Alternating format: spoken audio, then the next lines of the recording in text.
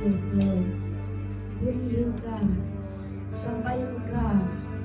Ikaw ang Diyos. Diyos na makapangyarihan at hindi nagkukulang sa kalalaman. Lord, as we come before you, Lord, we come with a humble heart, full of gratitude. Tunay nga, Diyos, na sa araw-araw naming pamumuhay, Ikaw ang sentro, Diyos. Dahil Ikaw ay karapat-dapat na sambahin, pasasalamatan at purihin sa aming mga buhay. Sa umagang ito, inaknalis namin ang iyong kapangyarihan.